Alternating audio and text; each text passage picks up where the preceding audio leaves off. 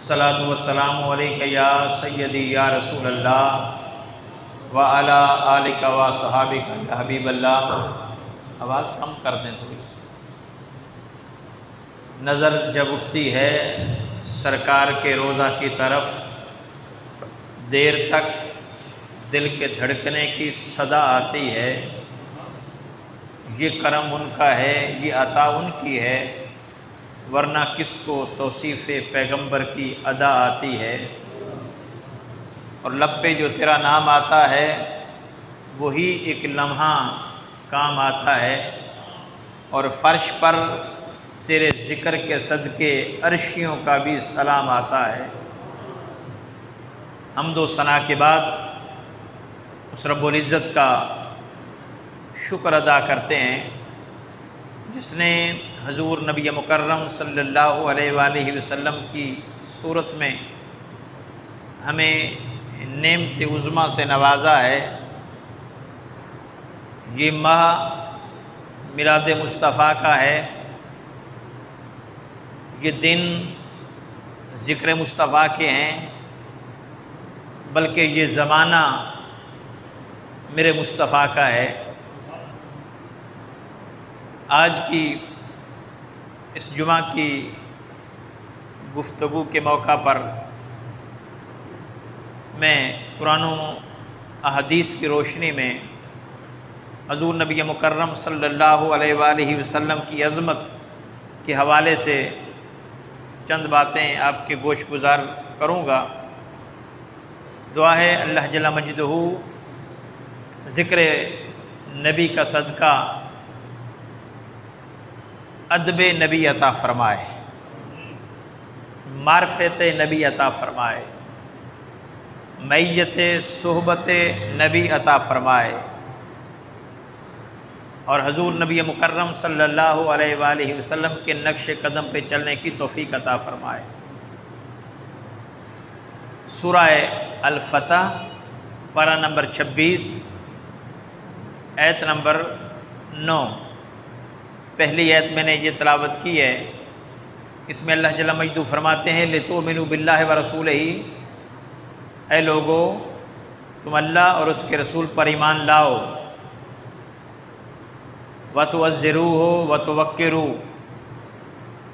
اللہ اور اس کے رسول پر ایمان لانے کے بعد جو پہلا کام تم نے کرنا ہے وہ ہے وَتُعَزِّرُوهُ وَتُوَقِّرُوهُ، میرے رسول کی تعظیم اور میرے رسول کی تکریم کرنا ہے۔ میرے رسول کی تعظیم کرنی ہے۔ یہاں پہ عزروہ وقروہ دونوں لفظ عموماً مترادف بولے جاتے ہیں، لیکن تعظیم کے معنی میں، ادب کے معنی میں، لیکن ائمہ لغت نے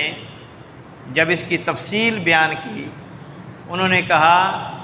کہ وَتُعَزِّرُوهُ کا معنی ہے تعظیم کرنا، اور وَتُوَقِّرُوهُ کا معنی ہے حد سے بڑھ کے تعظیم کرنا۔ کائنات میں ہر شخص کی تعظیم ایک حد کے اندر رہ کر کی جاتی ہے، اس کے لیے کچھ قیود ہیں، اس کے لیے کچھ شرائط ہیں۔ ایک ہی ذات میرے مصطفیٰ کی ہے، جب ان کی تعظیم کی باری آتی ہے پھر حدوں کو توڑ دیا جاتا ہے، پھر بغیر حد و حساب کے ان کی تعظیم کی جاتی ہے، اور اتنی تعظیم کی جاتی ہے کہ اس سے آگے کوئی گنجائش ہی باقی نہیں بچتی۔ میرے مصطفیٰ حد سے بڑھ کے تعظیم کے لائق اور قابل ہیں۔ اللہ اور اس کے رسول پر ایمان لانے کے بعد تمہارا پہلا اور بنیادی کام یہ ہے کہ میرے مصطفیٰ کی تعظیم کرو، حد سے بڑھ کے کرو۔ پھر آگے فرمایا وَتُسَبِّحُوهُ بُكْرَةً وَأَصِيلًا، اور پھر ساتھ اللہ کی صبح و شام تسبیح کرو، اللہ کا صبح و شام ذکر کرو، نبی کی حد سے بڑھ کے تعظیم کرو، پھر اللہ کی صبح و شام تسبیح کرو۔ یہ ترتیب یہ بیان کی کہ ایمان لانے کے بعد پہلا کام یہ ہے کہ میرے رسول کو مانو، ان کی تعظیم کرو، تکریم کرو، پھر یہ ہے کہ اللہ کی تسبیح کرو، حالانکہ اس کے برعکس ہونا چاہیے تھا کہ خدا کی عبادت پہلے ہوتی، مصطفیٰ کی تعظیم بعد میں ہوتی، لیکن اللہ نے یہ ترتیب نہیں رکھی، اس لیے کہ وہ فرماتا ہے کہ لوگوں میں دیکھنا چاہتا ہوں، میں جاننا چاہتا ہوں کہ جس نبی کے صدقے تمہیں ایمان کی دولت ملی ہے، جس نبی کے صدقے تمہیں عزت ملی ہے، جس نبی کے صدقے تمہیں شان ملی ہے، جس نبی کے صدقے تم ظلمت کی گہرائیوں سے نور کی بلندیوں کی طرف سفر کر رہے ہو، اور جس نبی کے صدقے تم دوزخ کے عمیق گڑھوں سے گرنے سے بچ رہے ہو، میں دیکھنا چاہتا ہوں کہ جس نبی کے تم پر اتنے احسان ہے، کیا اس کی تعظیم اور اس کی تعدیب کرنے کے لیے تیار ہو؟ اگر تو اس کی تعظیم کرو گے، اس کا ادب کرو گے، اس کی معرفت کر رکھو گے، پھر میں اپنی عبادت اپنی بارگاہ میں قبول کروں گا۔ لیکن جو ادب مصطفیٰ کے بغیر میری تسبیح کرے، چاہے صبح کرے، چاہے شام کرے، چاہے دن کو کرے، چاہے رات کرے، اور میں دیکھوں گا اگر میری تعظیم اور میرے تسبیح اور میرے ذکر میں مصطفیٰ کا ادب نہ ہو، میں اپنی تسبیح بھی اپنی بارگاہ میں قبول نہیں کروں گا۔ میں اپنی عبادت اپنی بارگاہ میں قبول تبھی کروں گا جب میرے مصطفیٰ کے ادب سے ہو کر آئے گی۔ عبادت خدا ادب مصطفیٰ سے گزر کے آئے تو خدا قبول کرتا ہے، عبادت خدا ادب مصطفیٰ کے بغیر خدا کی بارگاہ میں قبول نہیں ہے۔ اس لیے فرمایا کہ لوگوں ایمان لانے کے بعد پہلا کام یہ ہے وَتُعَزِّرُوهُ وَتُوَقِّرُوهُ، میرے مصطفیٰ کی تعظیم کرو اور حد سے بڑھ کے کرو، پھر وَتُسَبِّحُوهُ بُكْرَةً وَأَصِيلًا، پھر صبح و شام اللہ کی تسبیح کرو، اللہ کا ذکر کرو۔ تو یہ بتانا مقصود تھا کہ خدا کی نظر میں، خدا کے نزدیک مصطفیٰ کی اہمیت اتنی زیادہ ہے کہ اپنی عبادت کو سینکڑ کر رہا ہے، مصطفیٰ کی تعظیم کو پہلے رکھ رہا ہے۔ اور پھر محبت کے انداز دیکھیے، حضور نبی مکرم صلی اللہ علیہ وآلہ وسلم کی رفت و شان کے کمالات دیکھیے۔ وہ فرماتا ہے کہ لا اقسم بہذا البلد وانت حل بہذا البلد، میرے محبوب میں اس شہر کی قسم کھا رہا ہوں، شہر مکہ کی قسم کھا رہا ہوں، اور اس لیے نہیں کھا رہا، لا اقسم بہذا البلد، میں شہر کی قسم نہیں کھا رہا اس لیے کہ یہاں میرا گھر کعبہ ہے، اس لیے بھی نہیں کھا رہا کہ یہاں حجر اسود ہے، اس لیے بھی نہیں کھا رہا کہ یہاں انبیاء کے مزارات ہیں، اس لیے بھی نہیں کھا رہا کہ یہ گھر میرے نزدیک معتبر ہے، ابراہیم علیہ السلام نے بنایا ہے۔ یہ ساری وجہیں معقول ہیں، یہ ساری وجہیں معتبر ہیں، لیکن ان وجوہات کی بنا پر میں اس شہر کی قسم نہیں کھا رہا۔ مولا پھر کیوں کھا رہا ہے؟ فرماتا انت حل بہذا البلد، محبوب اس لیے کھا رہا ہوں کہ تو ان شہر کی گلیوں میں خرام ناز کرتا ہے، تیرے قدم لگتے ہیں۔ اب قربان جائیں، تعظیم اور قسم کھائی جاتی ہے جو بلند چیز ہو، جو بڑی چیز ہو۔ ہم قسم کسی حقیر چیز کی نہیں کھاتے، ہم سب سے اعلیٰ چیز کی قسم کھاتے ہیں، اور ہمارے نزدیک سب سے اعلیٰ ذات خدا کی ہے، اور ہمارے یہاں قسم کھانے کا رواج بھی یہ ہے کہ ہم خدا کی قسم کھاتے ہیں، ہم اللہ کی قسم کھاتے ہیں، کیونکہ ساری کائنات سے اعلیٰ اور بالا خدا ہے نا، وہ خالق ہے، وہ مالک ہے، ہر چیز سے بالا ہے، اس کی قسم کھاتے ہیں، پھر قرآن کی قسم کھاتے ہیں، رسول اللہ کی تو یہ بلند چیز کی قسم کھائی جاتی ہے، اعلیٰ کی قسم کھائی جاتی ہے، ادنا کی قسم نہیں کھائی جاتی۔ لیکن قربان جائیں، اللہ کی ذات میرے نبی کے جہاں قدم لگے ہیں ان گلیوں کی بھی قسم کھا رہا ہے، اور ان گلیوں کی قسم کھا کے بتا رہا ہے کہ لوگوں مجھ سے پوچھو کہ جس چیز کو میرے نبی سے نسبت ہو جائے میری نظر میں اور میری نگاہ میں وہ کتنی اعلیٰ ہے۔ قربان جائیں، میری نگاہ میں وہ کتنی اعلیٰ ہے۔ اور یہاں پہ ایک بات بڑی توجہ طلب، اگر مکہ شہر کی گلیوں کی نسبت مصطفیٰ سے ہو جائے، حتیٰ کہ اگر مکہ کی مٹی کی نسبت نبی کے قدموں سے لگ جائے اور نبی سے ہو جائے، تو خدا کی بارگاہ میں وہ اتنی معتبر بن جاتی ہے، اتنی معقول بن جاتی ہے کہ خدا اس کی بھی تعظیم کرتا ہے، خدا اس کی بھی قسم کھاتا ہے، اے انسان اگر تیری نسبت مصطفیٰ سے ہو جائے، اگر تم مصطفیٰ کی صحبت و سنگت میت میں آ جائے، اگر تم مصطفیٰ کا غلام بن جائے، اگر تم میرے نبی کے نقش قدم پر چلنے لگ جائے، اگر تم حضور کی غلامی حقیقی معنوں میں اختیار کر لے، خدا کی قسم اللہ تجھ سے کتنا پیار کرے گا، وہ تیری تعظیم کتنی کرے گا، وہ تجھے معتبر کتنا سمجھے گا۔ تو وہ کہتے ہیں نا کہ فرشتہ سے بہتر ہے انسان بننا، مگر اس میں لگتی ہے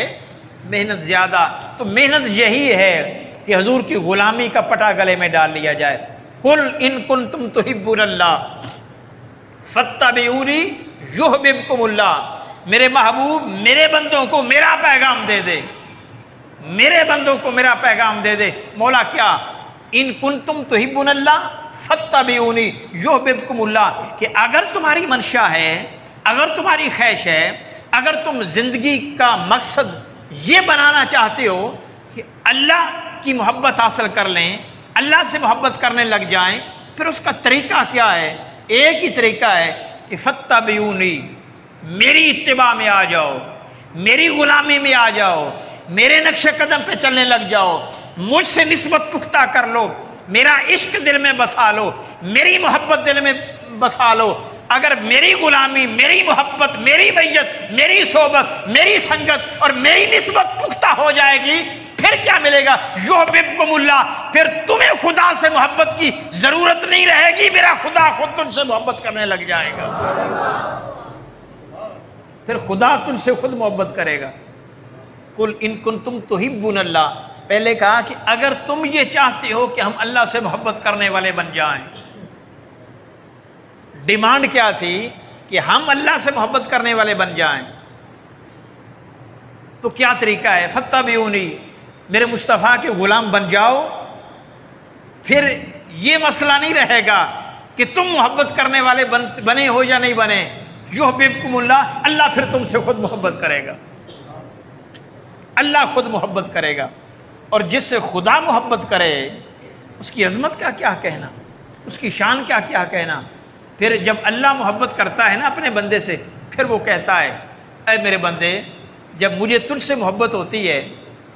جب مجھے تجھ سے محبت ہوتی ہے، پھر میں تمہیں اپنے قریب کرتا ہوں، پھر تمہیں اپنے قریب کرتا ہوں، اور پھر اتنا قریب کرتا ہوں کہ تیرے ہاتھ تیرے ہوتے ہیں، طاقت میری ہوتی ہے، زبان سے تو بولتا ہے، منشا میری ہوتی ہے، تیرے ہاتھ بن جاتا ہوں جیسے تو پکڑتا ہے، تیرے کان بن جاتا ہوں جیسے تو سنتا ہے، تیری آنکھیں بن جاتا ہوں جیسے تو دیکھتا ہے۔ گویا ان سارے اعضاء میں پیچھے قوت اور طاقت میری ہوتی ہے۔ اللہ جل مجدہ اپنے بندے سے پھر اتنا پیار کرتا ہے، اتنا پیار کرتا ہے کہ وہ مسجد نبوی کے ممبر پر خطبہ دے رہا ہو تو ہزاروں میل کے فاصلے سے حضرت ساریہ کو پکارے تو حضرت ساریہ یوں کہتے ہیں کہ مجھے ایسے لگا جیسے فاروق اعظم میرے پیچھے کھڑے ہو کر مجھے ہدایات دے رہے ہیں۔ پھر فاصلے بڑھ جاتے ہیں، پھر دوریاں ختم ہو جاتی ہیں، پھر اللہ جو چاہتا ہے جب چاہتا ہے اپنے بندے کے ہاتھوں سے کروا لیتا ہے۔ یہ اصل فلسفہ ہے کرامت کا، یہ فلسفہ ہے معجزے کا، کہ اللہ کی طاقت ہوتی ہے، پھر اس بندے کا ذاتی کمال نہیں ہوتا، پھر خدا کا عطائی کمال ہوتا ہے۔ اس کا کمال ذاتی یہی ہے کہ وہ حضور کی غلامی میں آ جائے۔ اگر حضور کی غلامی میں آ گیا، اب اس کا کام ختم ہو گیا۔ اب اللہ کا کام ہے کہ وہ اپنے بندے کو پھر کتنی عزت دیتا ہے، پھر کتنا مقام دیتا ہے۔ اور پھر فرمایا اب اس میرے محبوب کی عظمت کا تمہیں کیا اندازہ ہے کہ میں نے اس کو کتنا پیار سے رکھا ہوا ہے۔ مولا کیسے؟ فرمایا وَاصْبِرْ لِحُکْمِ رَبِّکَ فَإِنَّکَ بِأَعْیُنِنَا، حال یہ ہے میرے پیار کا، حال یہ ہے اور انداز یہ ہے کہ یہ جب جہاں بھی ہوتا ہے یہ میری نگاہوں میں ہوتا ہے۔ فَإِنَّکَ بِأَعْیُنِنَا، استمرار کا معنی پایا جاتا ہے اور اس میں ہمیشگی کا معنی ہوتا ہے۔ فَإِنَّكَ بِأَعْيُنِنَا، یہ ہر حال میں میری نگاہوں میں روتا ہے، میں اس کو تکتا رہتا ہوں، میں اس کو دیکھتا رہتا ہوں۔ میرا محبوب وہ سوتا ہو پھر بھی میری نگاہ میں ہے، وہ جاگتا ہو پھر بھی میری نگاہ میں ہے، وہ حضر میں ہو پھر بھی میری نگاہ میں ہے، وہ سفر میں ہو پھر بھی میری نگاہ میں ہے، وہ جنگیں لڑ رہا ہو پھر بھی میں دیکھتا ہوں، وہ سفر کر رہا ہو پھر بھی میں دیکھتا ہوں، وہ میری بارگاہ میں کھڑے ہو کر میرا ذکر کر رہا ہو میں پھر بھی دیکھتا ہوں۔ گویا ہر ادا میری نگاہوں میں ہے، وہ جب جہاں ہوتا ہے میں دیکھتا ہوں، وہ جب جہاں ہوتا ہے میں دیکھتا ہوں، کیونکہ پیار اتنا ہے، قربت اتنی ہے، تو مولا پھر اس لحاظ سے میرے مصطفیٰ کا مقام کیا بنا۔ وَلِكُلٍّ وِجْهَةٌ هُوَ مُوَلِّيهَا، اس کی تفسیر میں علامہ محمود احمد آلوسی علیہ الرحمہ نے ایک حدیث قدسی نقل کی ہے، جس سے حضور کو نگاہوں میں رکھنے کی وجہ سے جو حضور کو مقام ملا ہے، حضور کو قریب کرنے کی وجہ سے جو حضور کو مقام ملا ہے، وہ اس حدیث سے اجاگر ہوتا ہے کہ کتنا ملا ہے، کیا عزت ملی ہے، کیا شان ملی ہے، کیا عظمت ملی ہے۔ وہ فرماتے ہیں وَلِكُلٍّ وِجْهَةٌ هُوَ مُوَلِّيهَا، ہر کسی کے لیے کوئی نہ کوئی جہت ہے،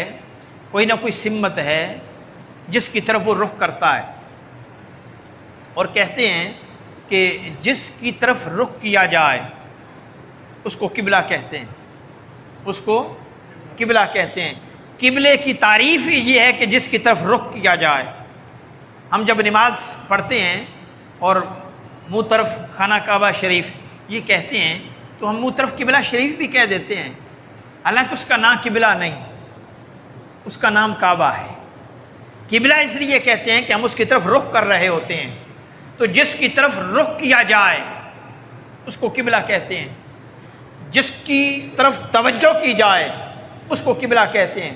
جس کو نگاہ میں رکھا جائے اس کو قبلہ کہتے ہیں، جو دھیان کا مرکز ٹھہرے، جو گمان کا مرکز ٹھہرے، جو وجدان کا مرکز ٹھہرے، جو نگاہ کا مرکز ٹھہرے، اسے قبلہ کہتے ہیں۔ تو اب ایک اس پر حدیث قدسی ہے کہ ہر چیز کی توجہ کا کوئی نہ کوئی مرکز ہے،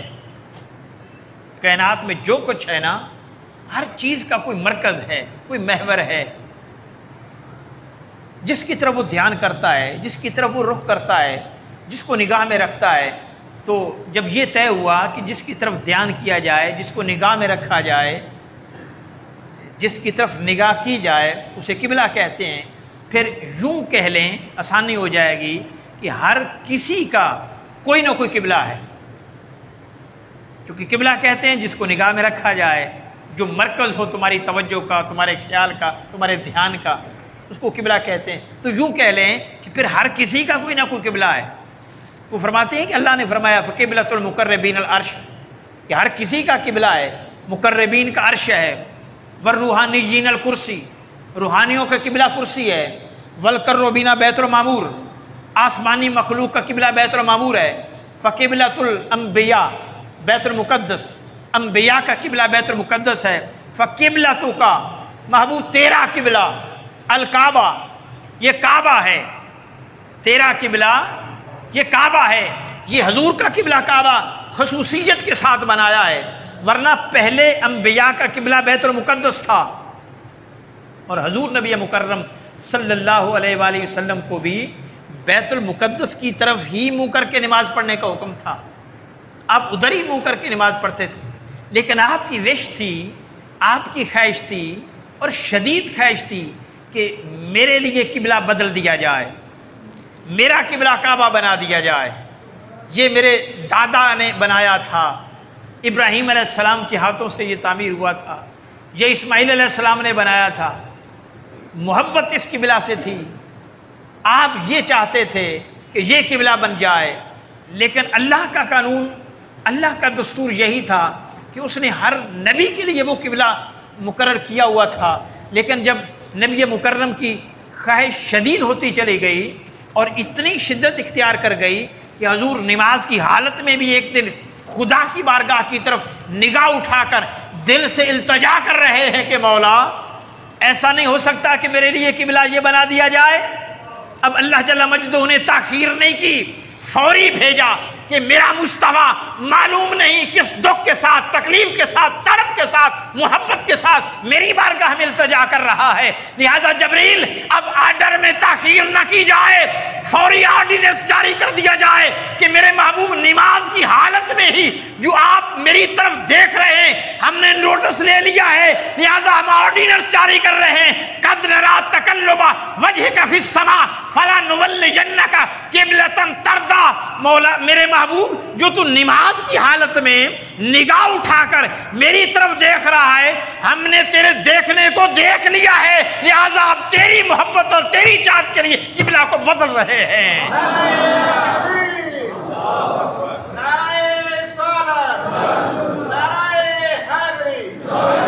حالانکہ تاخیر ہو سکتی تھی،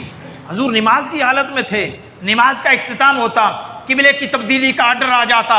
وحی کا نزول ہو جاتا، لیکن نہیں،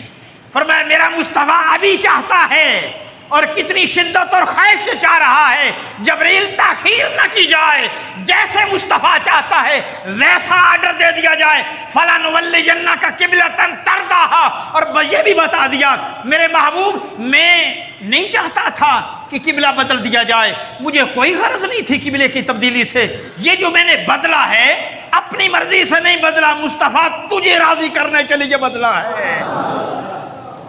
تیری رضا کے لیے بدلا ہے، کیونکہ جتنا تو راضی، جس طرح تو راضی رہتا ہے ہم اس طرح راضی رہتے ہیں، جو تیری چاہت ہوتی ہے وہ ہماری چاہت ہوتی ہے، جو تیری مرضی ہوتی ہے وہ میری مرضی ہوتی ہے، انت نور نوری و سر سری و کنوز ہدایتی و خزائن معرفتی جعلت فذلک ملکی من العرش الی تحت الارضین کلہم یطلبون رضائی وَأَنَا أَطْلُبُ رَضَاكَ یا محمد، میرے پیارے تو میرے نور کا نور ہے، میرے رازوں کا راز ہے، میری ہدایت کا مرکز ہے، میری معرفت کا خزانہ ہے، میں نے عرش سے لے کر تحت سرا تک ہر چیز آپ پر قربان کر دی ہے، کلہم یطلبون رضائی وَأَنَا أَطْلُبُ رَضَاكَ یا محمد، پیارے کہ آدم سے لے کر قیامت تک آنے والا آخری فرد، یہ سارے لوگ سب مل کر میری رضا چاہتے ہیں، میں خدا ہو کر مصطفیٰ تیری رضا چاہتا ہوں، یہ تجھے راضی کرنے کے لیے بدل رہے، یہ یکدم جو تبدیلی آئی ہے یہ آپ کو راضی کرنے کے لیے آئی ہے۔ اور پھر آپ نے سنا ہوگا کہ صحابہ نماز کی حالت میں تھے، صحابہ نماز کی حالت میں تھے، نماز کی حالت میں ہی قبلہ تبدیل کر دیا، سب نے کر دیا۔ اور پھر کہتے ہیں جب وہاں سے لوگ فارغ ہوئے نا، کسی اور جگہ پہ لوگ نماز پڑھ رہے تھے، ایک شخص کا وہاں سے گزر ہوا، وہ بیت المقدس کی طرف ہی نماز پڑھ رہے تھے، ابھی ان تک آفیشیلی انفارمیشن نہیں پہنچی تھی، وہ نماز میں مشغول تھے، اس صحابی نے بتایا، ان کو نماز کی حالت میں بتایا کہ میں حضور کے پیچھے نماز پڑھ کے آ رہا ہوں، حضور کے لیے قبلہ بدل دیا گیا ہے۔ کہتے خدا کی قسم انہوں نے یہ نہیں سوچا کہ تصدیق کر لیں، ان تک مصطفیٰ کی خبر پہنچی، فوراً اسی حالت میں بدل گئے۔ جیسے حضور چاہتے ہیں ہم تو ویسے کرتے ہیں، کعبہ بنتا ہے اس طرف ہی کو ریاض، رخ جدھر وہ موڑ لیتے ہیں، رخ جدھر وہ موڑ لیتے ہیں، تو اللہ نے نبی مکرم کے لیے قبلہ بدلا ہے، حالانکہ انبیاء کا قبلہ بیت المقدس تھا، فقبلتک الکعبہ، اب محبوب تیرا قبلہ کعبہ بنا دیا ہے، سارے نبیوں کا قبلہ وہ تھا سوائے چند کے، تیرے لیے قبلہ یہ بنا دیا ہے، بھائی قبلۃ جسد کا، لیکن یہ صرف تیرے جسم کا قبلہ ہے، ظاہر کا قبلہ ہے، باطن کا نہیں، فقبلۃ جسد کا الکعبہ، تو قبلۃ یہ تیرے جسم کے قبلہ ہے، وقبلۃ روح کا فانا، لیکن تیری روح کا قبلہ میں ہوں۔ باری تعالیٰ جب ہر کسی کا قبلہ ہے تو معذرت کے ساتھ تیری بارگاہ میں التجا کرتے ہیں کہ مولا کوئی تیرا بھی قبلہ ہے؟